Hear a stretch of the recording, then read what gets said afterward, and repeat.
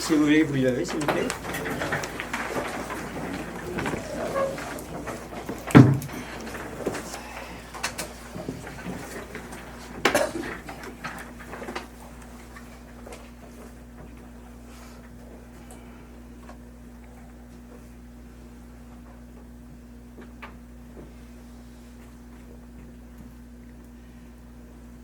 Merci.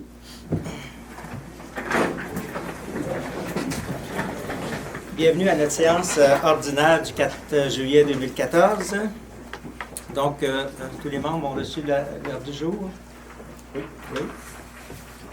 Monsieur Hébert, il y avait une petite modification à apporter. Oui. Donc, à l'ordre du jour, si on regarde au point 7.2, la réponse à Mme Potvin concernant la lettre du 24 avril 2014 intitulée « Modification de zonage », l'eau, il faudrait lire le 17-1-H, tout simplement. C'est la correction à l'ordre du jour. 17.1H.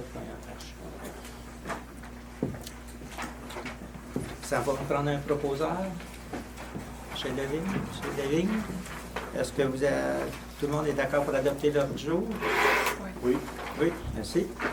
Adoption du procès-verbal de la séance ordinaire du 6 juin 2014. Il est proposé par M. Gilles Robillard que ce Conseil adopte le procès-verbal de la séance ordinaire du 6 juin 2014. Est-ce que l'adoption de la résolution est unanime? Non. Non. Moi, c'est parce que j'aimerais qu'il y ait une correction. Point 1.1.3 de l'ordre du jour du 6 juin, c'était, au lieu de lire l'éligibilité des propriétaires des campings, c'est l'éligibilité des propriétaires de roulottes sur les terrains de camping. OK.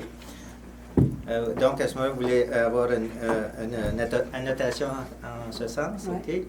Donc, vous êtes contre L'adoption du ordre du jour, OK. mais il faut que ce soit OK. corrigé. M. Robillard, vous êtes pour ou contre? Contre. Contre l'adoption? Non, pour. Pour. OK. Oui. Avec la correction. Pour. Donc, vous êtes contre Mme Kreutz parce que, dans le fond, Mme Hébert a enregistré sa décision pour faire une modification. Donc, vous êtes contre le procès-verbal au même titre que Mme Hébert. Ah, bien, si c'est comme ça que vous le phrasez. Non, je vous pose la question. Ben, c'est parce que écoutez, là, au niveau de la procédure correcte à suivre, je ne sais pas c'est quoi, mais je suis pour qu'il y ait la correction. Donc, si pour être pour la correction, il faut que ça amène le refus de l'adoption du procès-verbal, je vais donc voter contre L'adoption du procès-verbal. Oui, exactement, OK. mais pour cette raison-là uniquement. OK, merci. Donc, 4 pour et 2 contre. Nomination d'un élu pour représenter les propriétaires sur l'île Canard-Blanc. Il y a eu le 28 juin dernier une rencontre avec les membres du conseil et les propriétaires de l'île Canard-Blanc. Il y en avait une quarantaine. Lors de cette rencontre-là, il y a eu la présentation des membres du conseil et il y a eu aussi le dossier de l'île Canard-Blanc. Donc, à ce moment-là, le dossier d'échange de terrain avec André-Jacques Fillon qu'on a discuté. Et il y a eu également des échanges entre les propriétaires de l'île Canard-Blanc et le conseil. Et lors de cette rencontre-là, ils ont demandé d'avoir un conseiller pour les représenter. Donc, considérant la rencontre avec les insulaires de l'île Canard-Blanc le 28 juin dernier, il est proposé par M. Gilles Robillard que ce conseil demande que Mme Louise Hull-Richard soit nommée représentante du conseil auprès des propriétaires de l'île Canard-Blanc. Est-ce que la résolution est unanime? Oui. Oui? Oui, merci. Congrès 2014, 1.4 de la FQM du 25 au 27 septembre au Centre des congrès à Québec. Considérant l'importance de la formation pour les élus municipaux, considérant l'importance du réseautage que permet ce rassemblement d'élus, sur proposition de M. Michel Lavigne, que le conseiller M. Jean-François David soit et est autorisé à participer au congrès de la FQM du 25 au 27 septembre 2014 à Québec, que les frais d'inscription au montant de 650 $ par personne plus taxes ainsi que les frais de transport et d'hébergement soient remboursés, que les deniers requis au paiement de ces frais soient pris à même la disponibilité du compte budgétaire 0211 00 10, déplacement et hébergement, et 0211 000 454, formation et perfectionnement. Est-ce que la résolution est unanime? Oui. Oui. Oui, merci. 1.5. 17e édition du tournoi de golf de la Fondation de la réussite éducative. Considérant l'importance de la Fondation de la réussite éducative pour les membres du conseil municipal, il est proposé par Mme Odette Hébert que ce conseil autorise le débourser de 100 $ pour la cause de la Fondation de la réussite éducative et son tournoi de golf le 22 août 2014. Est-ce que la résolution est unanime? Oui. Oui, merci. Lettre de la Fédération Histoire Québec en rapport avec le domaine des Pères Sainte-Croix. J'aimerais vous lire une lettre que j'ai reçue en tant que maire concernant le domaine des Pères Sainte-Croix. Donc, la Fédération Histoire Québec s'est intéressée au cours de l'année dernière au sort éventuel du domaine des Pères au Lac-Simon, compte tenu de sa grande valeur historique, patrimoniale, naturelle et archéologique. Dans un contexte, nous avons appuyé sans réserve les citoyens et les organismes locaux et régionaux soucieux de l'avenir de ce site exceptionnel. Nous apprenions récemment que le promoteur, désormais propriétaire du site, offrait en vente des parcelles de terrain faisant partie intégrante du domaine des Pères. Votre municipalité mentionnait alors que le lotissement est conforme à leur règlement d'urbanisme, mais il en va tout autrement pour ce qui concerne vos obligations reliées à la citation dont a fait l'objet ce site exceptionnel. Par la citation, une municipalité accorde à un bâtiment ou un site un statut de protection permanent qui l'oblige alors à appliquer toutes les règles propres à ce statut. Parmi ces règles, il est clairement spécifié que nul ne peut, sans l'autorisation du Conseil, diviser, subdiviser, rediviser ou morceler un terrain dans un site patrimonial cité, démolir tout ou partie d'un immeuble situé dans un site patrimonial cité, ériger une nouvelle construction dans un site patrimonial cité. À la lumière de ces éléments, il nous apparaît clairement que la municipalité est en infraction face à la loi 82, loi sur la protection du patrimoine culturel promulguée par le gouvernement du Québec en 2012. Nous vous demandons donc de rappeler aux propriétaires qu'il lui est absolument interdit de procéder au morcellement du terrain et que tout projet d'intervention sur ce domaine doit vous être soumis pour avoir approbation dans le cadre du statut du site du patrimoine qui lui a été accordé. Nous vous incitons à être vigilants pour la suite de ce dossier et vous invitons à communiquer avec nous pour toute information. Signé M. Clément Lauca, président du Comité patrimoine Fédération Histoire du Québec, et M. Richard Bégin, président Fédération Histoire du Québec. Copie conforme à Mme Anne-Marie Gendron, directrice Direction régionale de l'Outaouais, MCC. Mme Julie Martineau, directrice générale Conseil de la culture de l'Outaouais. Mme Chantal Crête, M. Paul Malouf, le journal Le Droit. Il y a aussi une copie qui a été transmise au journal d'Abstination. Écoutez, moi, ce que je peux vous dire sur ça, c'est qu'il n'y a aucun morcellement, subdivision ou division ou subdivision qui a été faite actuellement. Il n'y a eu aucun plan qui a été soumis au Conseil. Nous sommes bien d'accord que dès que le plan, s'il y a un plan qui a lieu d'avoir, ce plan-là va être premièrement déposé à notre directeur en urbanisme. Par la suite, ça va être au CCU et il va y avoir une recommandation qui va être faite au Conseil qui, lui aussi, va devoir revoir l'ensemble du plan. Donc, à partir de là, on m'a demandé d'écrire une lettre. Donc, à ce moment-là, considérant la lettre de la Fédération Histoire Québec en date du 17 juin 2014 adressée au maire, M. Jacques Maillet, considérant les allégations d'infraction à la page 2, il n'y en a pas parce qu'il n'y a eu aucun plan soumis au CCU ou à l'inspecteur ici en bâtiment. Considérant que le service d'urbanisme n'a pas reçu aucun document dans ce dossier de la part du promoteur, il est proposé par Mme Louise Richard que ce conseil mandate le maire, M. Jacques Maillet, afin de répondre à la Fédération Histoire Québec face aux allégations mentionnées dans le préambule de la présente résolution et que le service d'urbanisme est toujours bien informé de la procédure à suivre dans le dossier du domaine des Pères Sainte-Croix. Est-ce que la résolution est unanime? Oui. Je voudrais juste, c'est parce que je comprends mal, je pense que c'est peut-être juste mal formulé et que le service d'urbanisme est toujours bien informé. Je crois que peut-être considérant que le service d'urbanisme est toujours bien informé de la procédure à suivre dans le domaine des Pères. C'est ce qu'on dit dans ça, c'est que le service d'urbanisme est toujours bien informé de la procédure, c'est ça? Oui, mais il est proposé que le conseil mandate la maire faire la lettre, puis après que le service d'urbanisme est toujours bien. Il faudrait peut-être marquer que le service d'urbanisme soit toujours bien informé, tu sais. OK. C'est juste On peut le mettre comme ça. Soit toujours. Soit toujours bien informé de la procédure à suivre dans le domaine des PSNK. Est-ce que vous êtes d'accord? Soit? Mais il est toujours, c'est pas soit toujours, soit c'est le futur, est c'est présent. Non, mais c'est parce que c'est Fait qu'on est proposé. toujours informé, c'est est. Moi, je maintiens On va le mettre est. les deux, soit et est. Bon, ben c'est correct, tu règles le problème. OK. Parce que est, c'est présent, puis soit, c'est futur. OK. Fait qu'on a toujours été informé. Soit et est. OK. Soit C'est parce que c'est pas un considérant, là. C'est dans un proposé. Le futur, c'est sera. Ben oui, Ben, c'est sera, mais en tout cas, est, C'est la est, stru- c'était correct. C'est quand il y a un que, il faut qu'il y ait le structure qui subjonctif. veut que ça soit soit. C'est juste ça. C'est ça. OK. Automatiquement. C'est automatique. C'est quand il y a un que. Oui, c'est ça. Que soit et est. OK? C'est beau. Est-ce que tout le monde est d'accord avec ça? Peut-être pour le simplifier, là, que le service d'urbanisme demeure toujours informé. Ça inclut le. Ouais, c'est un proposé. C'est beau. Demeure? Donc, vous êtes d'accord avec demeure? Oui. Bravo, Monsieur, Michel. Monsieur Lavigne, Monsieur David, Madame Crête?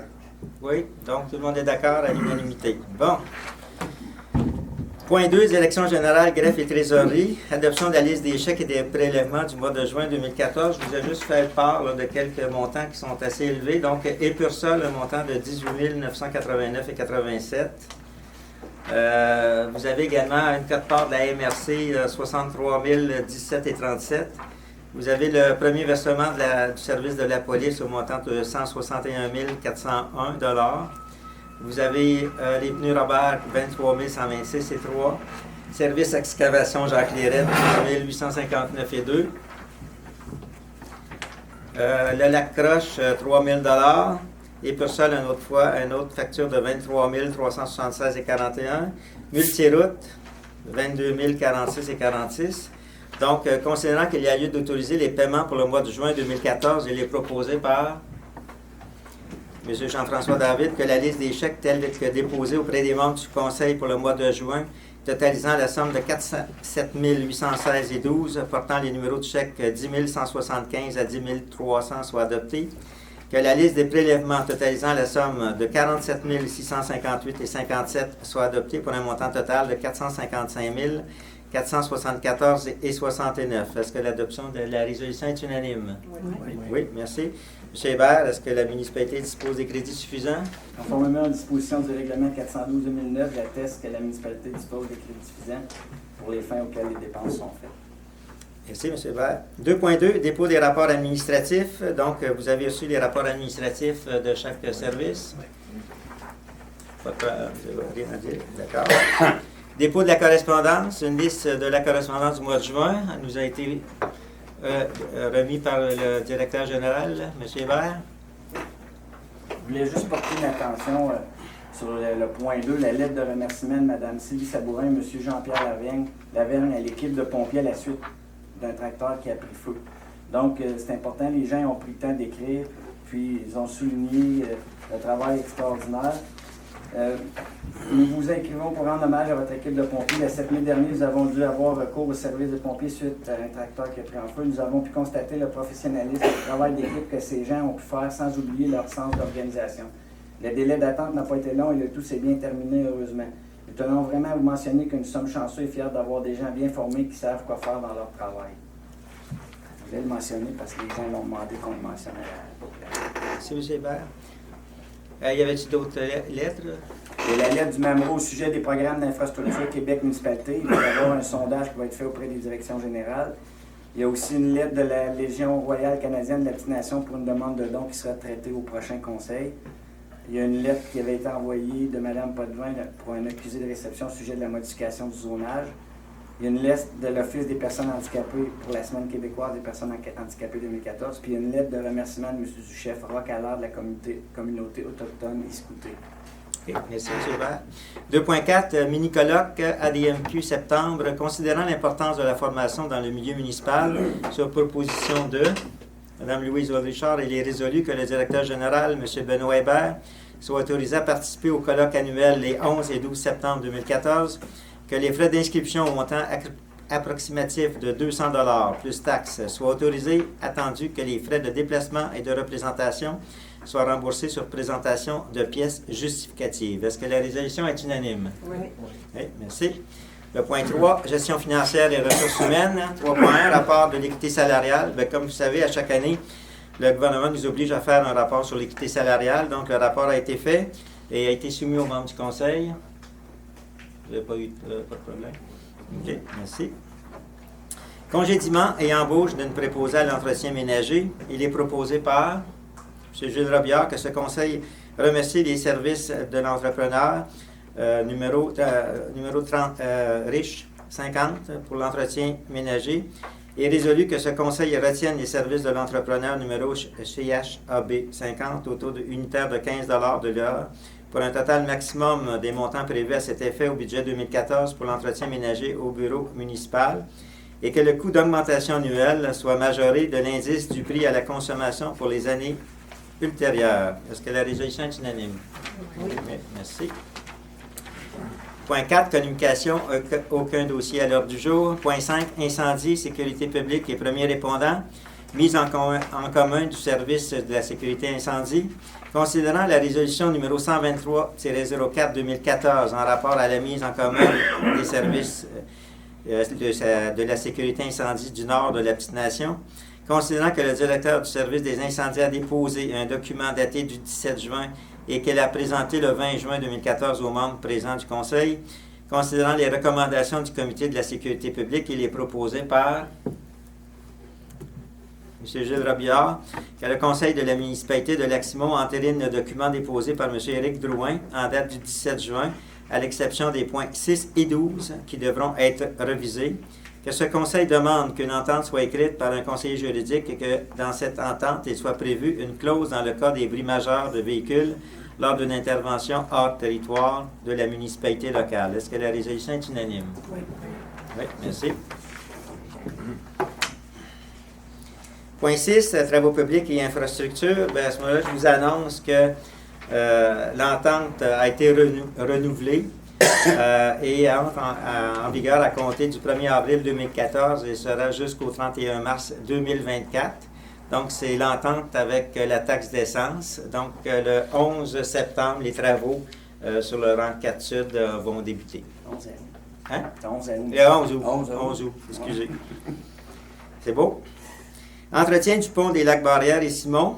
Considérant que le pont des Lacs-Barrières et Simon est dans une condition déplorable, considérant que le MTQ de la direction territoriale a la responsabilité de voir à un entretien adéquat, considérant que la municipalité s'inquiète de la sécurité des utilisateurs, considérant que l'érosion vient affecter les piliers qui soutiennent le dit pont, considérant que l'érosion affecte aussi le passage utilisé par les navigateurs et met en péril leur sécurité, il est proposé par M. Robillard que ce Conseil demande au MTQ d'intervenir dans le meilleur intérêt des utilisateurs et qu'un plan d'intervention soit déposé aux membres du Conseil municipal pour analyse et qu'il serait primordial que ces travaux soient exécutés en période automnale et hivernale.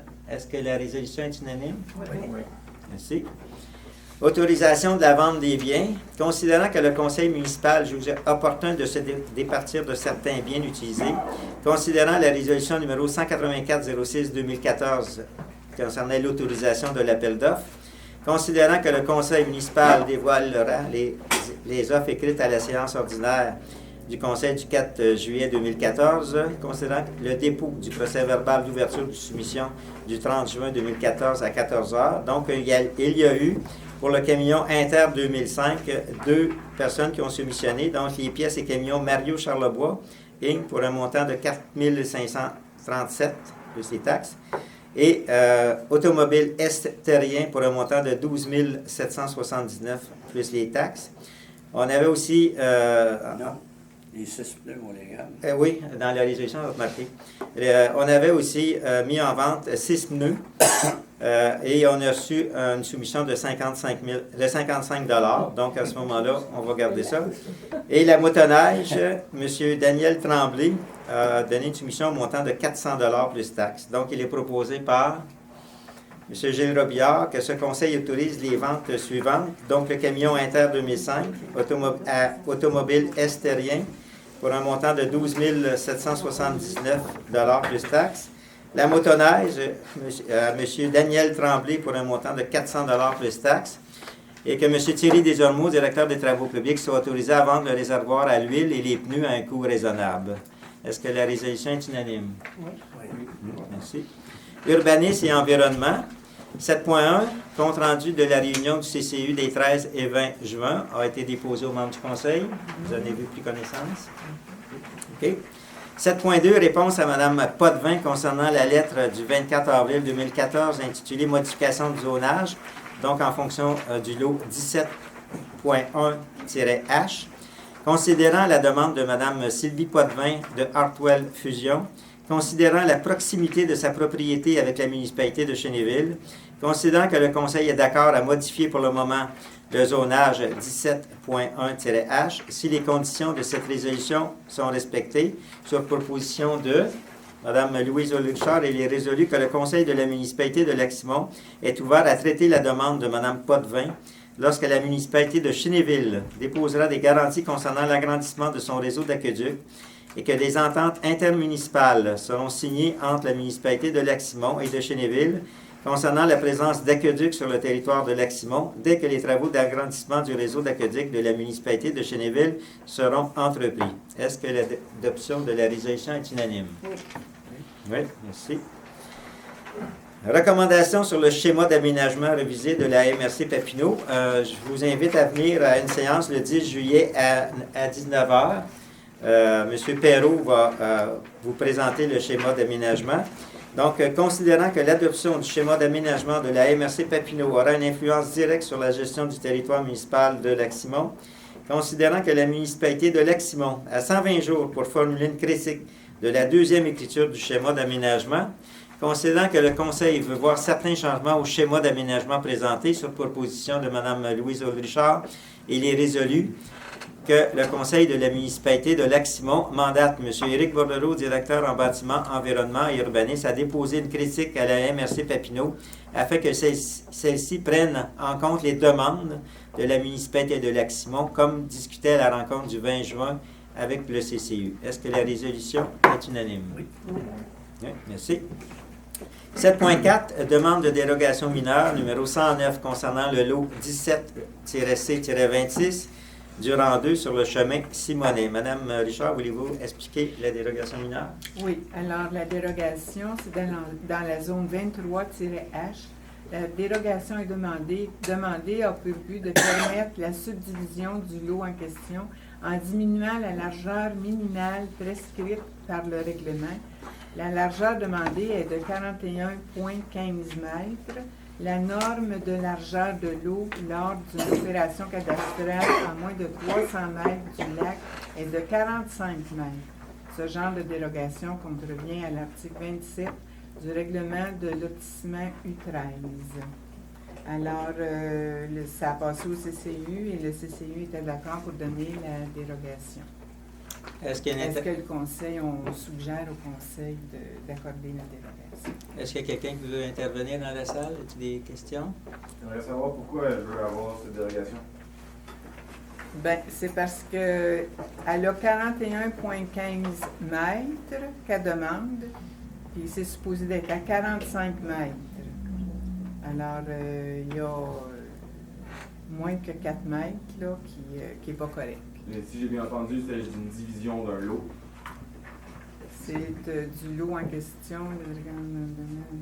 Oui, la subdivision d'un lot. Oui, effectivement. Donc, cette division-là, est-ce que... Donc, ma question est, pourquoi avait-elle les divisé? Qu'est-ce qu'on sait? Monsieur, est-ce que vous êtes un des voisins de cette demande de dérogation? Êtes-vous le voisin de gauche ou de droite? Non. Ou en avant ou en arrière? Non. Alors, je pense, monsieur le maire, que monsieur n'a pas le droit de parole. Vous pouvez donner la réponse si vous l'avez. Oui, bien, j'ai la réponse. La réponse, c'est qu'elle demande 41,15 puis c'est 45 mètres. C'est pas du tout la réponse, ça, c'est l'intervention que vous avez faite précédemment. Ma question est, pourquoi avait-elle divisé son terrain? Bien là, je ne sais pas. Ah oui. Elle veut le diviser parce qu'elle veut le diviser. Là, écoute, on n'a pas rentré dans les détails avec madame. On a le plan, là, puis pourquoi qu'elle veut faire ça, là, je ne sais pas. Là. Elle ne nous l'a pas dit. Donc, l'addition, considérant que la demande telle que présentée est la recommandation du comité consultatif d'urbanisme, considérant que personne n'a su, que vous avez soumis un commentaire, mais que vous n'êtes pas le voisin immédiat, à ce moment-là, sur proposition de Mme Louise Ulrichard, que les membres du conseil de la municipalité de Lac-Simon accordent la dérogation mineure numéro 109 concernant la largeur de futurs lots, suivant la subdivision du lot 17-C-26 situé sur le chemin de Simonet, dans la zone 23-H. Mais avant, M. le maire, est-ce que je peux, pour le plaisir de monsieur, je peux vous lire la lettre du monsieur en question qui a demandé la dérogation? Est-ce que ça vous plairait? Oui, c'est dans la lettre, c'est clairement indiqué pourquoi elle veut faire ça. Bon, bien là, je vais vous la lire, sa lettre.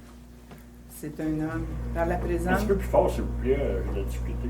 Par la présente, je demande à la municipalité de Lac-Simon de séparation en deux sur le sens de la largeur du lot 17C-26, matricule 1485-90-2348, que j'ai tout récemment acquis. Ma demande concerne l'article 27 du règlement de lotissement pour une demande de dérogation mineure.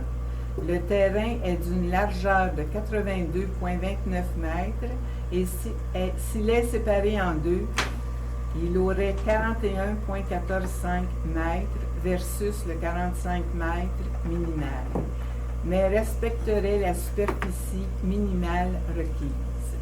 La superficie des deux terrains serait de 54 142 pieds carrés ou 5 030 mètres carrés chacun. Vous trouverez mes coordonnées en haut de page. Est-ce que ça vous satisfait? C'est pas un lot livré, Non, Non. c'est pas un lot. Oui, madame.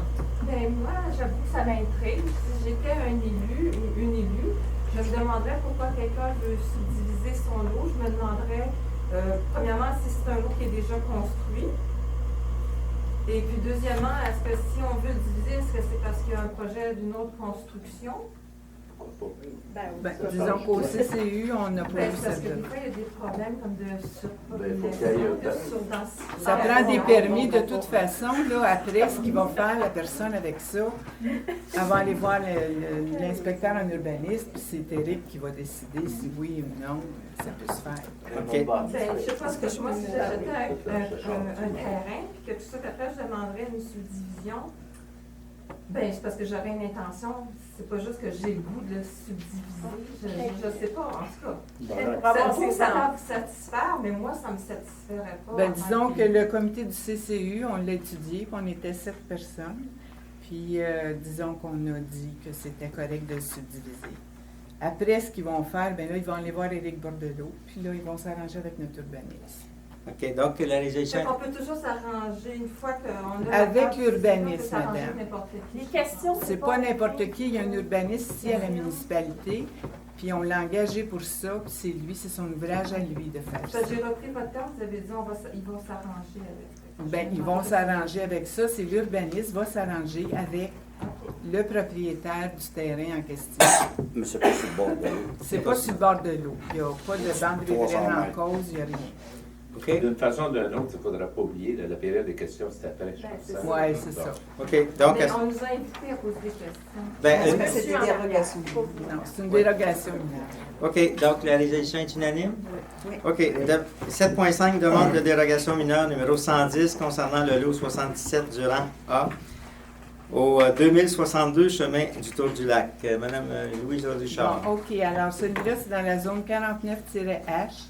La dérogation demandée a pour but de permettre l'agrandissement d'un bâtiment principal dans la marge de recul riveraine face au lac. L'empiètement demandé est de 2,61 mètres. La norme pour l'implantation d'un bâtiment principal en marge d'une rive est de 4 mètres, excédant de la limite extérieure de la rive du lac. Ce genre de dérogation contrevient à l'article 94 du règlement de zonage U12. Alors, le comité du CCU, on a décidé de refuser cette dérogation parce que la personne en question, il y a beaucoup d'autres possibilités possibles. Alors, la personne en question va discuter avec notre urbaniste, M. Éric Bordelot, puis ils vont prendre d'autres solutions. Là, je ne sais pas. En tout cas, c'est ce qu'on a répondu. Est-ce qu'il y a des personnes dans la salle là, qui désirent intervenir sur cette demande? Personne. Donc, la décision du Conseil considérant la demande telle que présentée et la recommandation du Comité consultatif d'urbanisme, considérant que le Conseil municipal ne considère pas un empiètement de 2,61 mètres comme étant mineur, considérant que le Conseil municipal ne considère pas qu'un préjudice sérieux est causé au requérant, considérant que le propriétaire du dit immeuble a d'autres possibilités d'agrandissement sur sa propriété, considérant que personne n'a soumis de commentaires lors de cette séance sur proposition de Mme Louise Ulrichard, il est proposé que les membres du Conseil de la municipalité de Lac-Simon rejettent la dérogation mineure numéro 110 concernant l'empiètement d'une construction dans la marge riveraine sur le lot 77 situé sur le chemin du Tour du Lac dans la zone 49-H. Est-ce que l'adoption de la résolution est unanime? Oui. Oui, merci. 7.6, demande de dérogation mineure numéro 111 concernant le lot 14-B-30 du rang 2 au 661 chemin de la Presqu'île. Madame Richard. Alors, celui-là est dans la zone 9-H. La dérogation demandée a pour but de permettre l'agrandissement d'un bâtiment principal dans la marge de recul latérale. L'empiètement demandé est de 2,4 mètres. La norme pour l'implantation d'un bâtiment principal en marge latérale dans la zone 9H est de 5 mètres. Ce genre de dérogation contrevient à l'article 87 du règlement de zonage U12.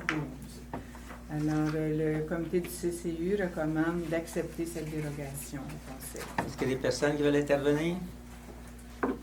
Personne? OK. Donc, personne n'est considérant la demande telle que présentée et la recommandation du comité consultatif d'urbanisme, considérant que personne n'a soumis de commentaires lors de cette séance, sur proposition de Mme Louise Audrichard, il est proposé que les membres du Conseil de la municipalité de Lac-Simon accordent la dérogation mineure numéro 111 concernant l'empiètement dans la marge de recul latérale du futur agrandissement du bâtiment principal sur le lot 14-B-30 situé sur le chemin de la Presqu'île dans la zone 09-H. Est-ce que la résolution est unanime? Oui. Oui, merci.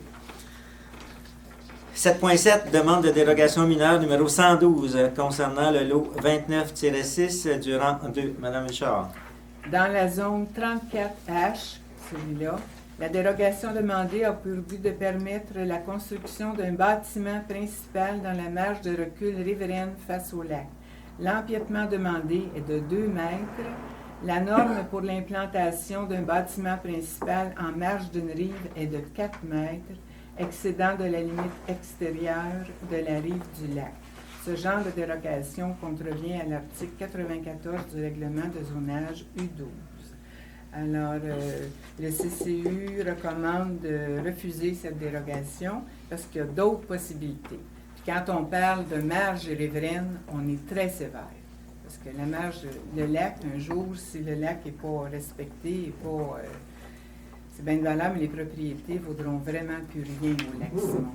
Alors, c'est pour ça que dans la marge riveraine, il faut respecter la réglementation. Est-ce qu'il y a des personnes dans la salle qui veulent intervenir? Personne? Donc, considérant la demande telle que présentée et la recommandation du comité consultatif d'urbanisme, considérant que le conseil municipal ne considère pas un empiètement de 2 mètres comme étant mineur, considérant que le conseil municipal ne considère pas qu'un préjudice sérieux est causé au requérant, considérant que le propriétaire du dit immeuble a d'autres possibilités de construction sur sa propriété, considérant que personne n'a soumis de commentaires lors de cette séance, sur proposition de Mme Louise Ulrichard, il est proposé que les membres du conseil de la municipalité de Lac-Simon rejettent la demande de dérogation mineure numéro 112 concernant la construction d'un bâtiment principal dans la base riveraine sur le lot 29-6 rang 2, situé sur le chemin Fanny, dans la zone 34-H. Est-ce que la résolution est unanime? Oui. Oui, merci. Autorisation pour obtenir le CA du ministère pour ajouter un cabanon pour une pompe des eaux usées. Considérant que la santé du lac Simon est importante aux yeux du conseil municipal, considérant que la vidange des boues septiques des bateaux de plaisance se fasse possiblement à même le lac, considérant l'engagement du conseil municipal, considérant que le conseil désire instaurer un système de récupération de boues septiques respectant l'environnement sur proposition de Mme Odette Hébert. Il est résolu que le Conseil de la municipalité de Leximont mandate M. Éric Bordelot, directeur en bâtiment, environnement et urbanisme, à signer les documents requis au nom de la municipalité pour l'obtention d'un certificat d'autorisation afin d'implanter un système de récupération de boues septiques au débarcadère municipal. Est-ce que la résolution est unanime? Oui. Oui, merci.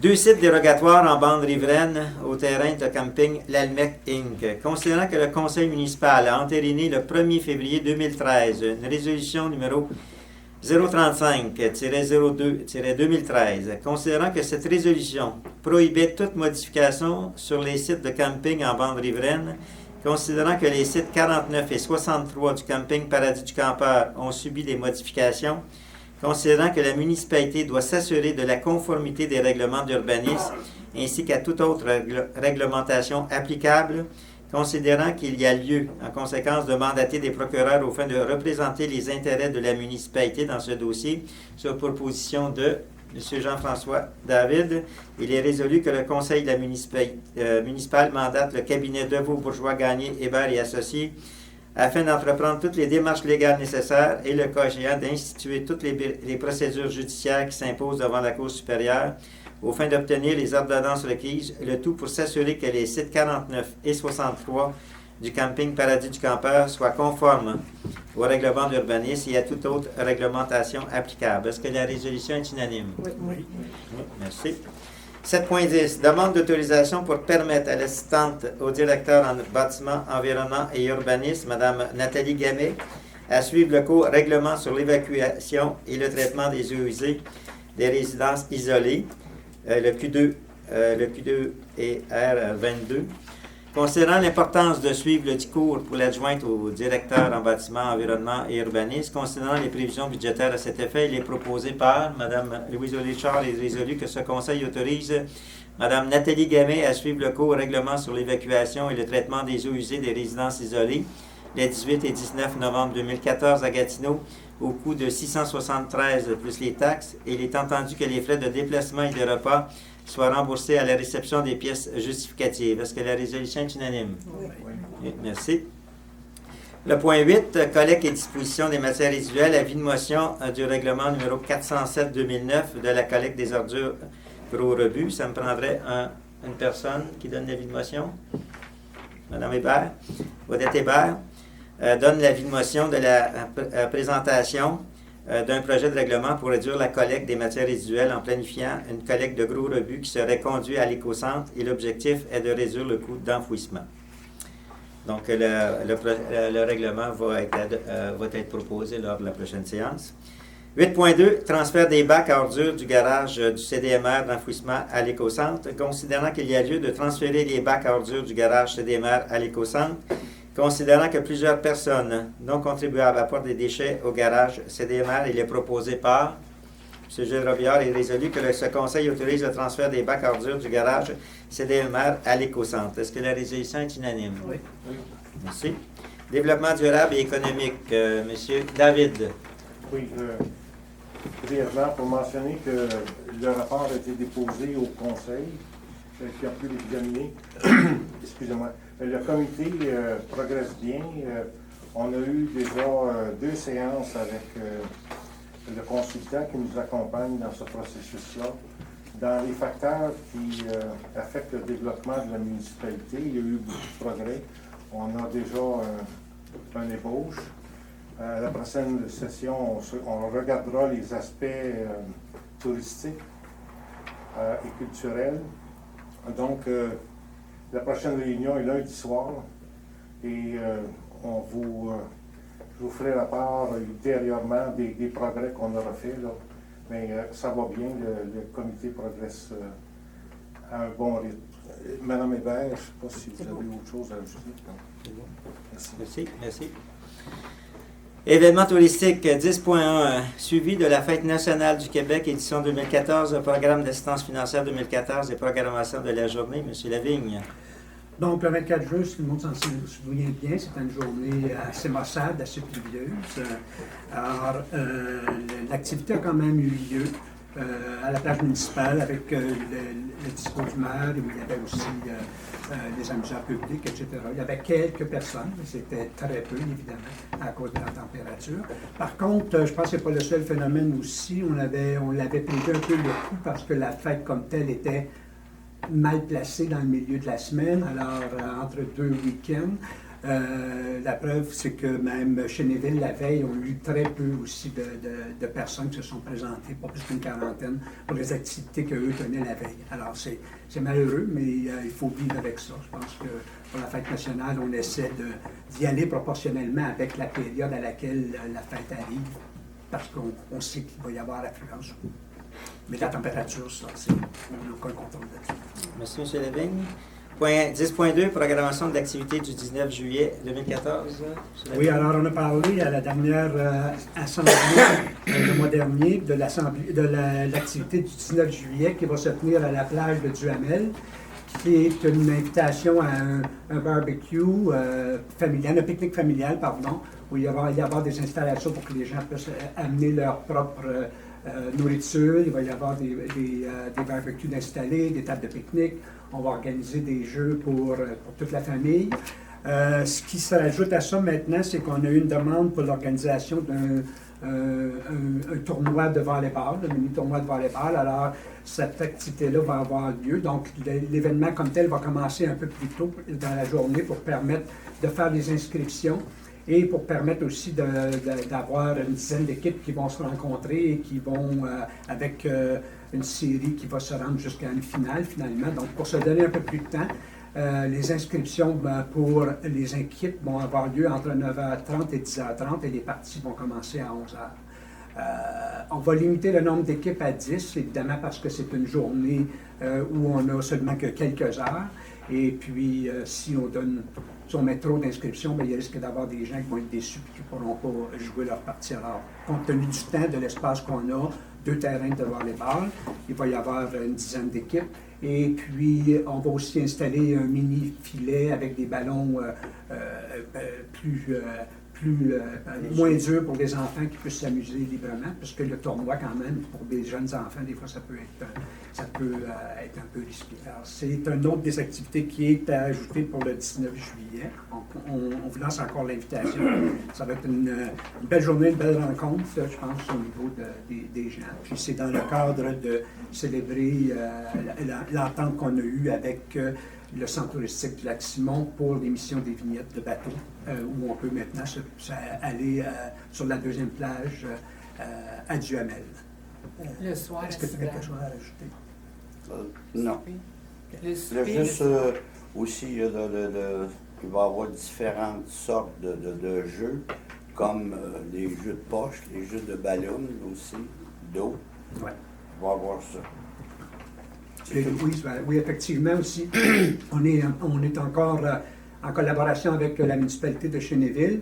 Donc, c'est dans même la période de Chénéville en fête. Alors, c'est pour ça que nous, on va terminer l'activité là-bas vers 4 heures pour donner la chance aux gens. Puis on vous invite aussi à vous procurer des billets pour le souper de fête de bœuf qu'il va y avoir à Chénéville dans le cadre de Chénéville en fête. Puis je pense que Mme Tremblay, s'il y en a des billets, je crois, à vendre pour s'il y a des personnes qui veulent avoir des billets pour le souper de fête de bœuf à Chénéville. C'est organisé par les loisirs du Lac-Croche, monsieur. Le prix, c'est 25 Un Ouais. tennis. Puis, c'est Très bon.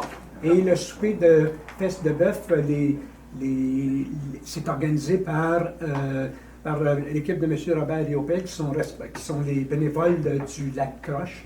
Alors, eux, c'est une forme aussi de financement pour leurs activités et pour l'entretien et le fonctionnement du Lac-Croche. Merci. OK. Merci, monsieur. Juste les équipes de volleyball, c'est de combien de membres par équipe? Les équipes de volleyball, ça va être de 6 à 8 personnes. C'est des équipes de jeu de 6. C'est pas des 2 professionnels. Donc, c'est des équipes de 6. Et puis, pour ce qui est du volleyball, il va y avoir un coût d'inscription minimum de 20 $ par équipe, parce qu'eux vont l'organiser, puis c'est tout simplement pour donner un prix à l'équipe gagnante à la fin. OK. Merci. 10.3, feu d'artifice du 26 juillet 2014, publicité et spectacle, M. Lavigne. Oui, alors le 26 juillet 2014, les feux d'artifice sont prévus, comme à toutes les années, le dernier samedi. toujours au même endroit, à partir de la baie de Lait, sur la pointe. Les bateaux comme d'habitude. Et cette année, dans notre publicité aussi, on va ramener à inviter les gens à décorer leur bateau s'ils veulent le faire. Il n'y a pas de parade. C'est quoi une parade? C'est tout simplement pour mettre de l'atmosphère. Ça a toujours été intéressant. Puis les gens ont toujours aimé ça par le passé. Donc, on va ramener cet aspect-là. Et puis, on va aussi étendre, on va en faire une journée. On a toujours la journée à la plage quand même qui se passe. Donc, comme les autres années, on va avoir de la musique sur la plage. Il va y avoir une cantine et un bar. Qu'à partir de 1h l'après-midi. Ce qu'on rajoute, c'est qu'on rajoute du spectacle en début de soirée. Alors, il reste à confirmer, mais on a 2 groupes musicaux qui vont se suivre. Un premier groupe qui devrait être un groupe local, mais on attend des confirmations. Alors, qui vont être en spectacle de 6 à 8 heures à peu près. Et à partir de 8 heures, on va avoir un spectacle avec un artiste professionnel. C'est qu'on va avoir le groupe Bluff, qui est déjà confirmé. Qui, eux, est un groupe rock traditionnel, pas du rock lourd, du rock traditionnel.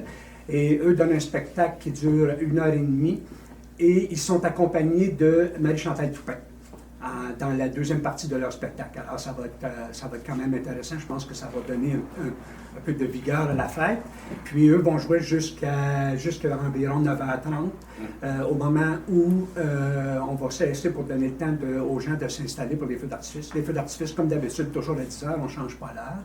Puis, si ça se confirme avec un groupe local, on aura un groupe local qui reviendrait après les feux d'artifice, genre de 10h30 à 11h15 pour un autre 45 minutes de musique pour terminer la soirée. OK. Donc, considérant que le Conseil désire ajouter un cachet particulier à l'événement, concernant les représentations par les élus responsables, M. Michel Lavigne et M. Gilles Robillard, il est proposé par M. Michel Lavigne et résolu que ce Conseil autorise une dépense additionnelle n'excédant pas 10 000 pour avoir un spectacle d'un groupe local et d'un artiste reconnu et une entreprise de son à la hauteur des spectacles présentés. Est-ce que la résolution est unanime? Est-ce qu'il va y avoir des surplus pour des jeux sur la plage pour les jeunes?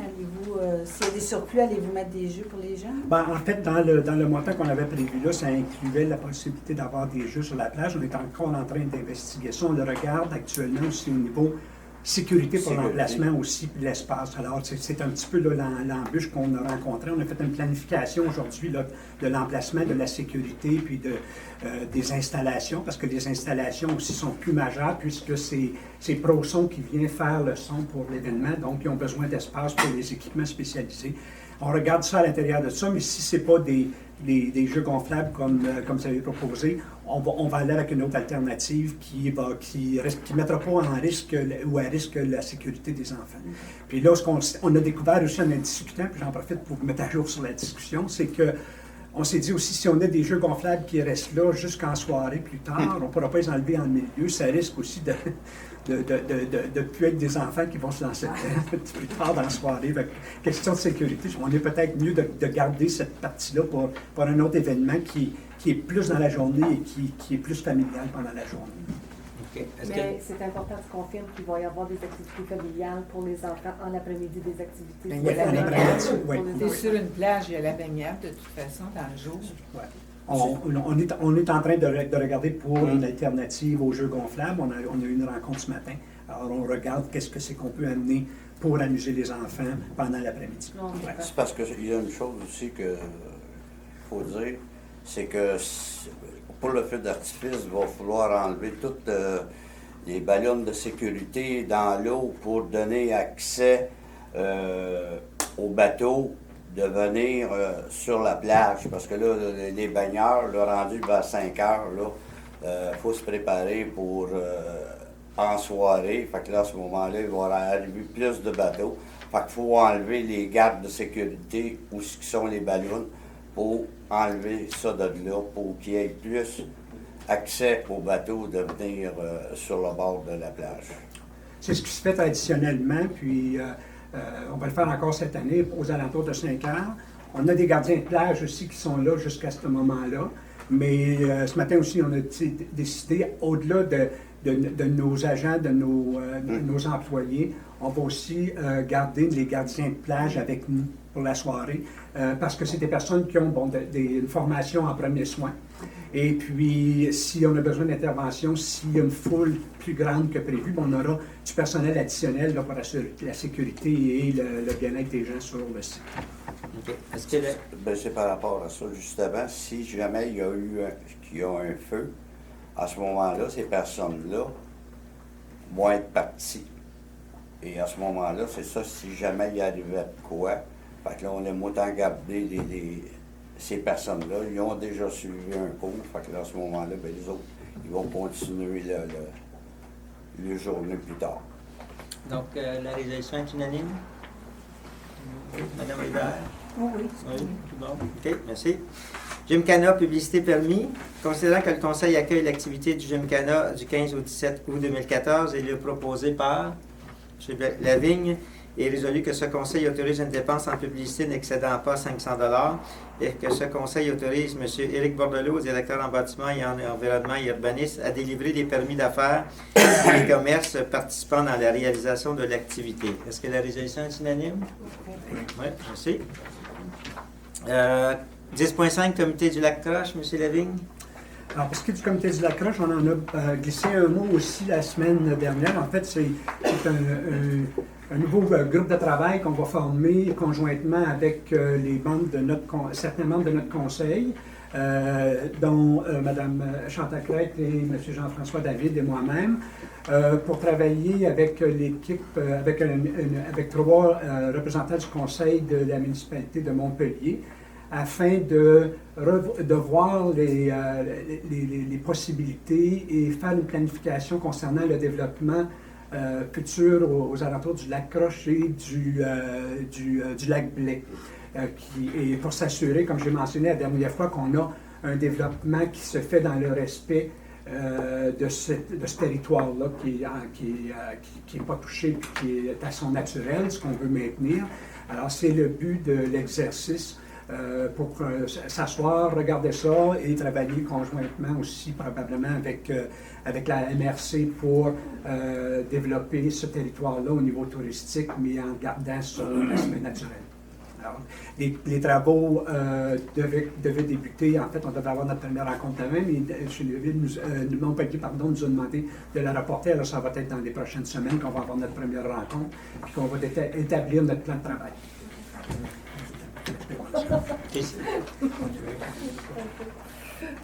C'est bon? Oui. OK. 11, activités physiques culturelles, aucun dossier à l'ordre du jour. 12, politique familiale et des aînés, aucun dossier à l'ordre du jour.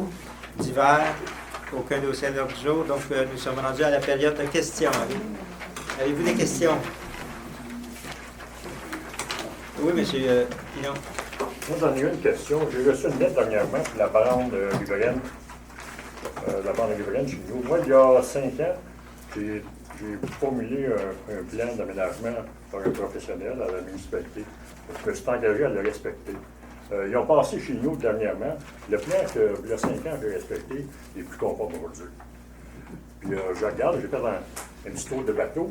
Je ne sais pas si sur le lac Barrière, j'ai passé, puis j'ai de la difficulté à trouver des propriétés qui en ont autant que moi des plantes. Je ne sais pas si. Comme l'anse au bouillot, là, le gazon est très beau, là. Très, très beau. J'ai essayé de trouver des plantes, puis j'avais mis une lettre. Puis je me dis, chez nous, je reçois une lettre, j'en ai pas mal. Mais c'est pas encore assez. Fait que je pense qu'il y a des devoirs à faire. On va regarder ça, M. Hébert. OK. Merci. Merci. Oui, monsieur? Oui. Votre nom? Tristan côté Hot. Pardon? Tristan côté Hot. Oui, monsieur Hot. Je voudrais tout d'abord souligner le niveau de conscience très élevé de la municipalité de Duhamel qui a réussi à mettre à faire bloquer le Poker Run cette année. Et j'aimerais aussi remercier en fond la municipalité du Lac-Simon qui a acquiescé à cette revendication de la municipalité de Duhamel. Et ma question reste la suivante. Est-ce que les prochaines décisions de la municipalité du Lac-Simon vont avoir un aussi bon niveau de conscience environnementale que la dernière que vous avez prise concernant le projet de Poker? Sur Leximon. Vous êtes du Leximon? Oui. Écoutez, à chaque fois qu'il y a un événement comme ça, c'est une discussion qui a lieu entre les membres du conseil. Il y a une décision qui est prise en fonction, en tenant compte de tous ces événements-là, oui. OK. On répond pas à ma question. Mais... Écoutez, pour ne pas vous répondre à chaque cas particulier, vous m'avez demandé si jamais pour le Poker Run, ça a été refusé. Je peux vous dire que nous, on était d'accord avec le Poker Run. Okay. Parce que dans le fond, je pense que c'était un événement qui était important pour nous. Ça a été refusé à la municipalité de Duhamel. Vous savez pourquoi? Lorsque c'est refusé à la municipalité de Duhamel, à ce moment-là, comme c'est un lac qui est commun, à ce moment-là, l'activité n'a pas lieu lorsque un ou l'autre des municipalités, à ce moment-là, refuse l'événement. OK, ben, c'est quand même ingénieux de votre part d'avoir gentiment acquiescé à leur nom. Merci. C'était pas par choix. C'était pas par choix. C'était pas par choix. Nous, on avait on était majoritaire pour avoir l'activité. Oui, madame, votre nom? Carole Smith. Moi, je voulais vous demander pour le lac Croche puis le lac Blais. Tu sais, moi, je suis capable d'aller jusqu'au lac Croche, mais au lac Blais, là, j'aurais plus de char. Parce que, écoute, il y a des roches, là, ça de grosses, puis ça d'autres, en plein. Ils vont essayer, je sais pas, découper ces roches-là? Ou les enlever. Non, c'est parce que j'ai été avec un gros camion, là, avec un ami qui m'a emmené là, mais c'est parce que je trouve ça tellement beau. Puis je me dis, si on veut développer au naturel, oui, il faut que ça reste comme ça, mais personne ne va avoir accès presque au lac Blais, là. Ouais. Au lac Croche, ça va bien. Le lac Blais, là... Non, c'est pas carrossable pour aller au lac Blais, en tout cas, comme vous dites, mais c'est le but du groupe de travail qu'on veut mettre sur place. C'est de se poser ces questions-là pour s'assurer qu'on prend les bonnes décisions pour protéger le site, justement. Oui. Alors, c'est certain qu'on ne peut pas une autoroute pour aller là. Mais l'exploiter en même temps, que ce soit accessible. Alors, il faut qu'il y ait du monde qui soit... Puis, disons qu'il y a peut-être 30 personnes qui n'ont pas des gros camions là, qui sont sodos. Mais moi, j'avais pensé, s'ils veulent l'exploiter, est-ce qu'ils pourraient avoir, je sais pas, quelque chose comme quelqu'un qui emmène quelqu'un d'autre pour un petit frais au lac Blais en 4 roues? Parce que c'est... C'est justement, c'est le but du comité. C'est quelqu'un qui voudrait passer la journée au lac Blais. Oui. Vraiment dans la nature, parce que c'est tellement beau, là. Il faut que ça reste. Écoutez, la municipalité de Montpellier a déjà fait une étude concernant justement la façon d'agir dans ce cas-là.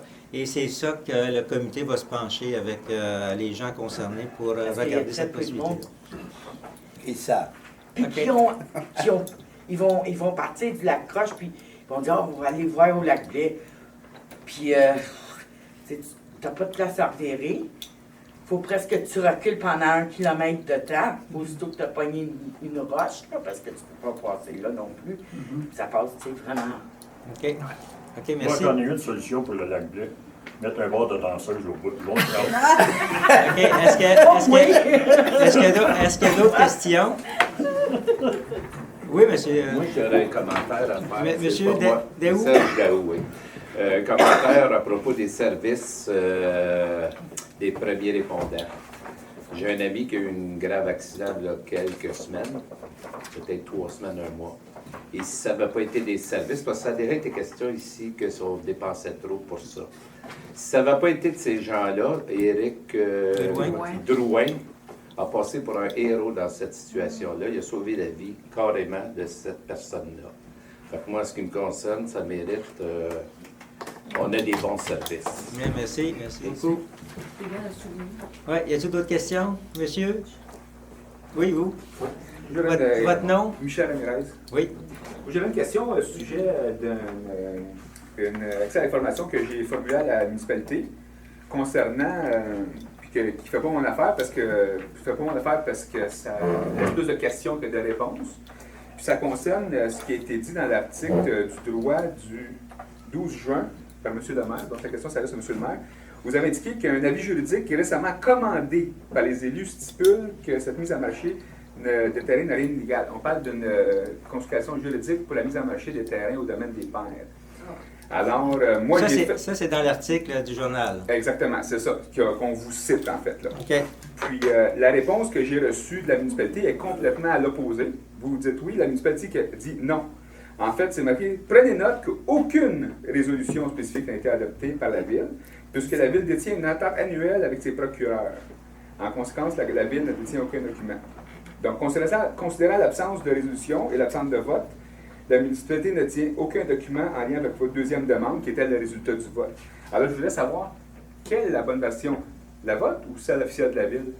Monsieur Hébert? Non, la question est pour vous, monsieur le maire. C'est pour moi. Bien, écoutez, Oui. moi, ce que je peux vous dire, c'est qu'il y a eu effectivement une demande d'opinion légale, mais administrative. Donc, administrative. Ça veut dire ce que vous savez qu'on a un inspecteur municipal en haut. Oui, Éric Bordelot. Qui est Éric Bordelot. Vous savez aussi que le règlement concernant la citation, à ce moment-là, c'est tout nouveau d'application concernant l'inspecteur municipal. Et à partir de là, on a demandé à notre viseur légal de faire une opinion juridique pour la façon que ça va être traité. Et donc, c'est administratif et c'est de cette façon-là que ça s'est fait. Quand on dit « on », c'est qui? Parce que c'est seulement une compréhension de la hiérarchie municipale. C'est M. Hébert. Donc, Comme c'est administratif, là, c'est M. Hébert. Quand c'est administratif, c'est M. Hébert qui le fait. OK. Donc, pourquoi, à ce moment-là, vous avez dit qu'il y avait eu une résolution commandée par les élus? Écoutez, vous savez comme moi, quand c'est dans les... c'est un article de journal, là, ça peut être cité de n'importe quelle façon, puis il faut être très prudent dans ça. Donc, c'est pour ça que cet article de journal-là, quand j'ai parlé, probablement que le monsieur en question a mélangé certains faits. Okay. Mais à partir de là, je ne suis pas maître de la façon que c'est rédigé par le journaliste. Je comprends. Par contre, quand c'est complètement contraire à ce que la municipalité a fait, est-ce que vous avez demandé à monsieur, c'est M. Sabourin, je crois, qui écrit l'article, là? Oui, Benoît Sabourin, une demande de rétractation? Non? Ça se fait dans n'importe quel journal. Puis vous savez comme moi, il y a des affaires qui s'est faites dans différents moments où c'est pas du tout ce qui est arrivé. Et à partir de là, on laisse aller les journalistes dans ça. Moi, je ne sais pas de choses, mais par contre, comme j'ai eu une lettre de la Fédération, nous allons y répondre en fonction, parce qu'eux ils ne m'ont pas demandé ma version, ils ont pris la version justement du journaliste et ils ont évoqué l'article 82 qui disait qu'on était en infraction. On n'est pas en infraction et c'est pour cette raison-là qu'on a demandé qu'une réponse soit rédigée en ce sens-là, mais à cet organisme-là. OK. Alors, l'autre question là-dessus, c'est l'entente annuelle qu'on a avec Deveau, Bourgeois, Gagné et Hébert.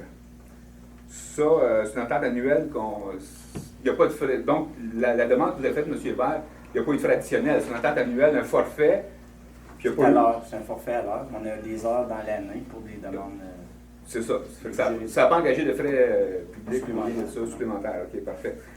À ce moment-là, si on a un frais annuel avec le cabinet Deveau, Bourgeois, Gagné et Hébert, je retourne à la séance ordinaire du mois passé, qui était le 6 juin.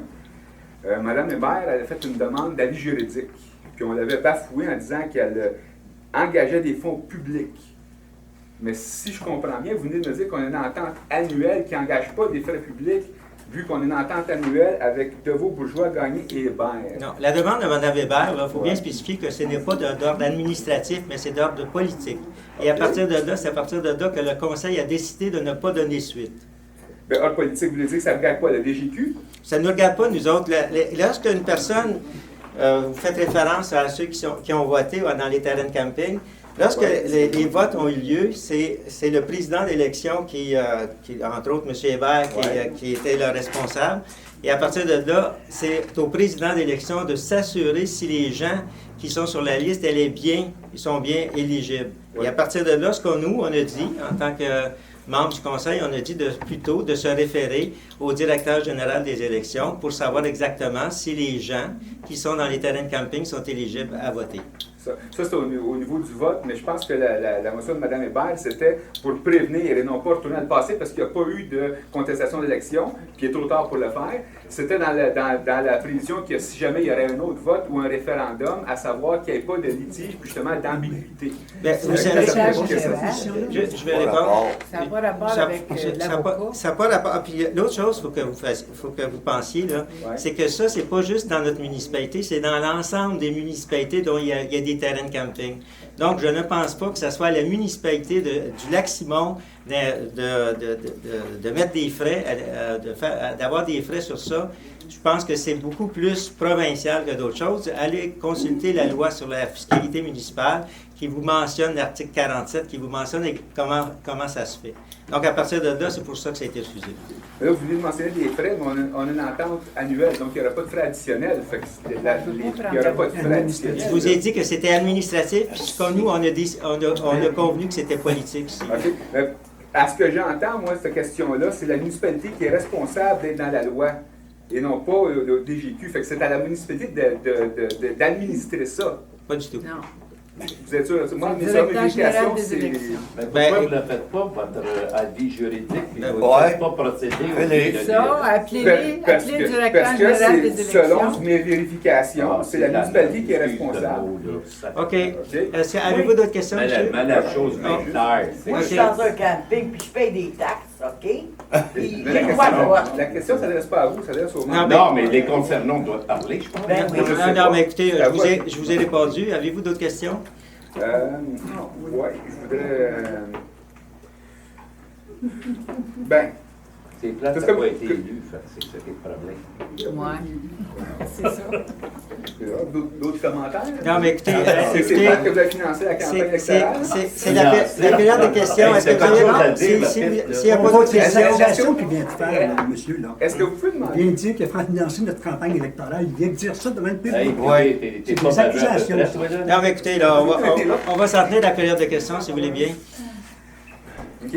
Mais comme je vous dis, moi, les vérifications que j'ai faites, c'est la municipalité qui est responsable. Comment on peut vérifier à ce moment-là? Vous dites que vous ne savez pas, parce que c'est une question administrative et non pas, comme vous avez dit, là, que ça ne relève pas de la municipalité. Moi, comme je dis, j'ai fait les vérifications. Bon, ben, vous avez référé à quelque part où je peux vraiment vérifier. Vous avez votre opinion, on a la nôtre. À ce moment-là, si vous voulez, on va respecter la nôtre. Puis, si vous voulez avoir d'autres opinions, vous pouvez les demander et à ce moment-là, vous pourrez faire ce que vous voulez avec votre opinion. Avez-vous d'autres points? Non, c'est bon. Merci beaucoup. Avez-vous d'autres questions? Oui, M. Malouf.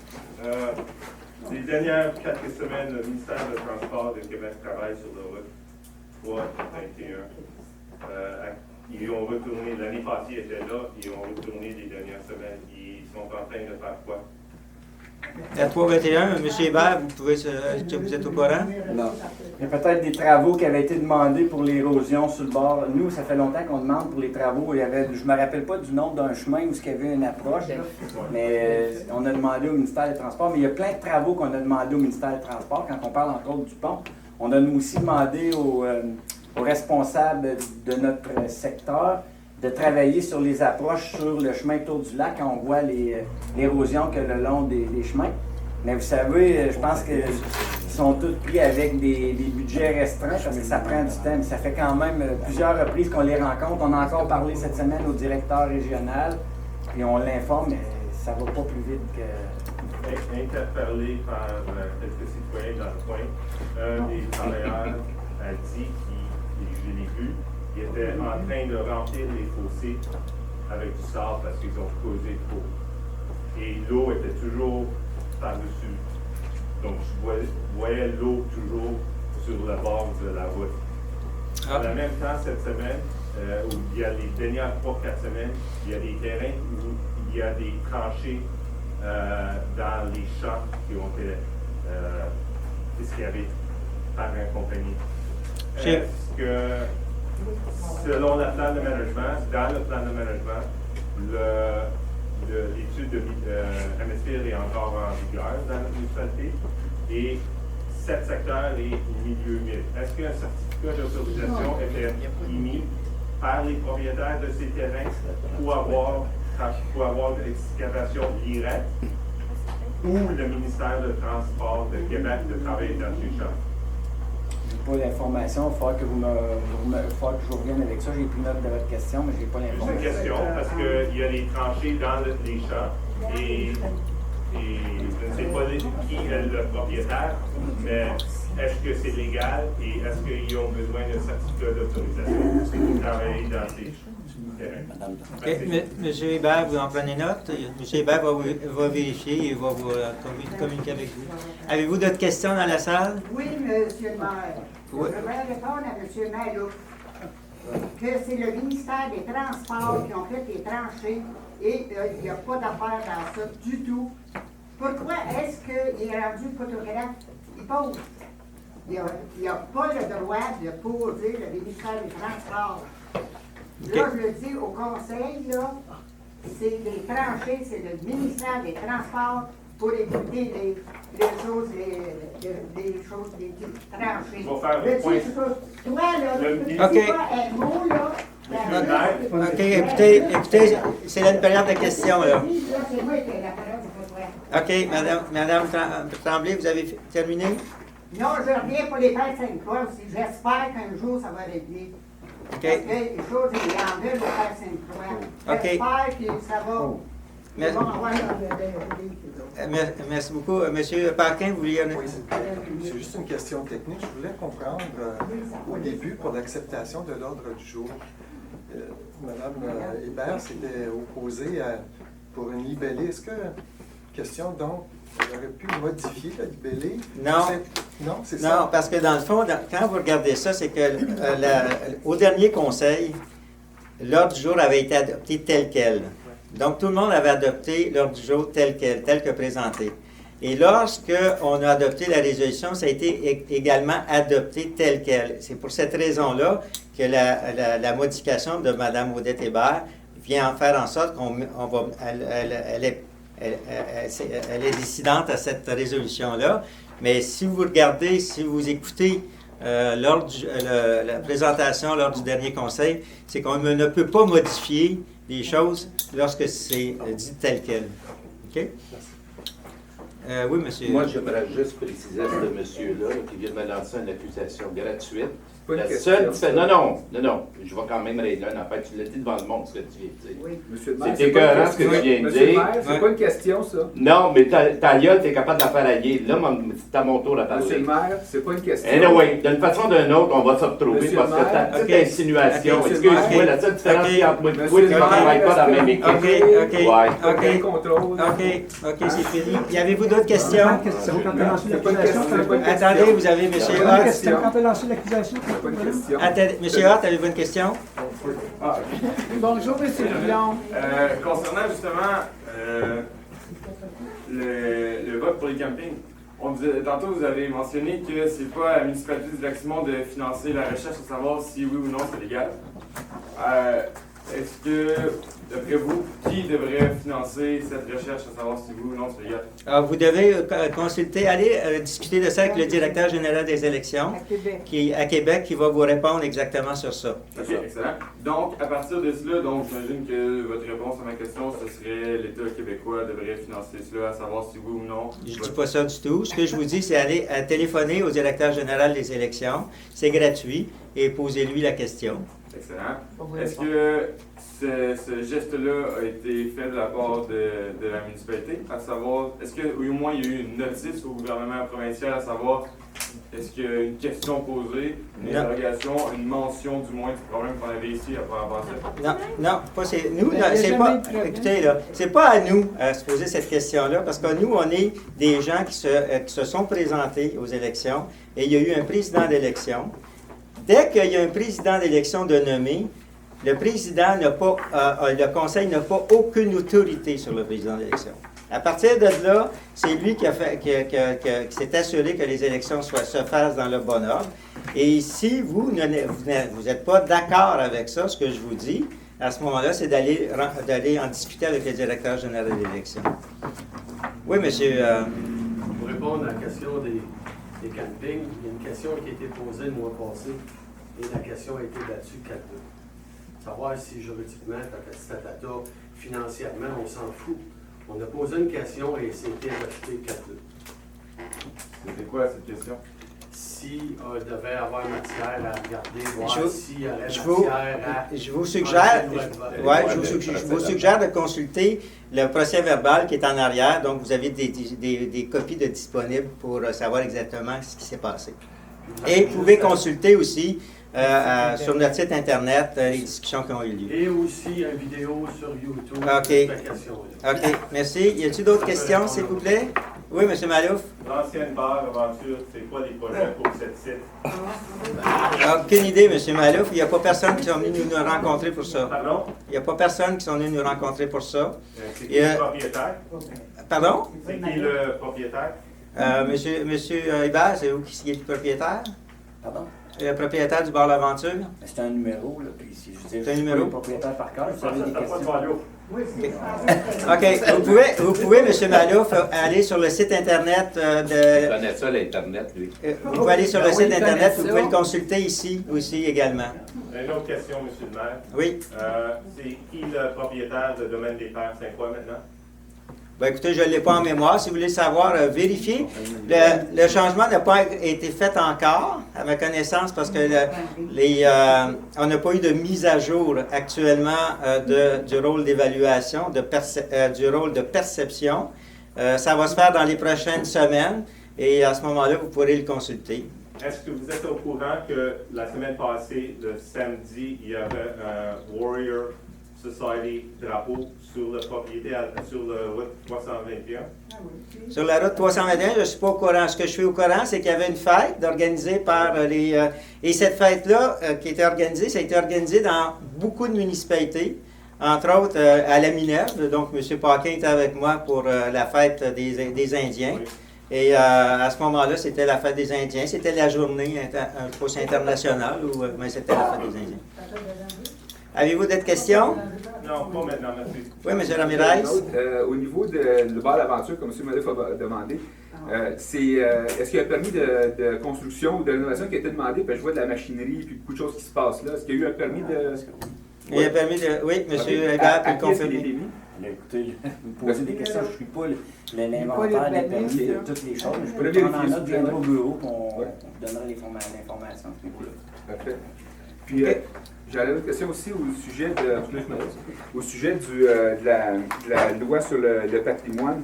On tourne au domaine des pairs.